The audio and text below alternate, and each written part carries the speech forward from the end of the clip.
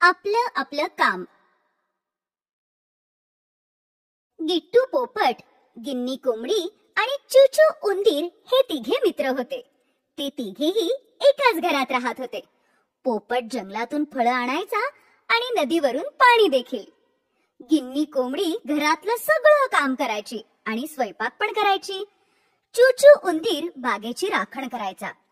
तिघेही जण खूप मेहनतीने आपलं काम करायचे आणि अगदी प्रेमाने राहायचे. जवळच्याच एका झाडावर एक काळू कावळा राहत होता. त्याला कोणीच मित्र नव्हता. त्याला त्याची सगळी कामं एकट्यालाच करावी लागत होती. त्याला पोपट आणि कोंबडीची मैत्री अजिबात आवडत नव्हती. एक दिवस गिट्टू पोपट फळं आणायला गेला. रस्त्यात त्याला काळू कावळा भेटला. तो म्हणाला, गिट्टू पोपटा, तू तर खूप साधा आहेस. कोंबडी आणि उंदीर तर दिवसभर घरातच असतात, काहीच काम करत नाहीत. तुझ्याकडून नोकरासारखं काम करून घेतात. मला तर खूप वाईट वाटतं. बिचारा गिट्टू. असं म्हणून तो काळू कावळा उडून गेला. मग पोपटाने विचार केला, कदाचित हा बरोबरच म्हणतोय. मी काय एकटाच काम करू? मी काय नोकर आहे का? असा विचार करून गिट्टू घरी आला.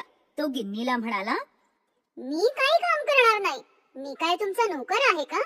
तू तर आरामात घरी बसलेली असतेस आणि माझ्याकडून सगळं काम करून घेतेस. मग गिन्नी त्याला म्हणाली, अच्छा, तू असा विचार करतोस? मग उद्यापासून तू घरातलं काम कर, मी पाणी घेऊन येईन. दुसऱ्या दिवशी गिन्नी पाणी आणायला गेली. चूचू बागेतून भाजी आणायला गेला आणि गिट्टू स्वयंपाक करायला होता. त्याला स्वयंपाक तर करायला येतच नव्हता. त्यामुळे त्याच्या हाताला भाजलं आणि भांड्यातलं अन्नही करपलं. तो रडू लागला. गिन्नी आणि चूचू घरी आले. त्यांनी पाहिलं की स्वयंपाक तर अजून झालाच नाही आणि गिट्टू रडतोय. गिट्टू म्हणाला, मी स्वयंपाक नाही करू शकत. हे बघ, माझ्या हाताला पण भाजलंय. चूचू त्याच्यासाठी मलम घेऊन आला. गिन्नीने त्याच्या हाताला मलम लावलं आणि जेवण बनवलं. मग तिघे मित्र जेवायला बसले. गिन्नी म्हणाली, घरातलं काम केल्याने कोणी मालक किंवा नोकर नाही होत. कुठलंही काम छोटं किंवा मोठं नसतं. सगळ्यांनी मिळून काम केलं पाहिजे. जे काम तुम्हाला चांगलं जमतं तेच काम तुम्ही करायला हवंय.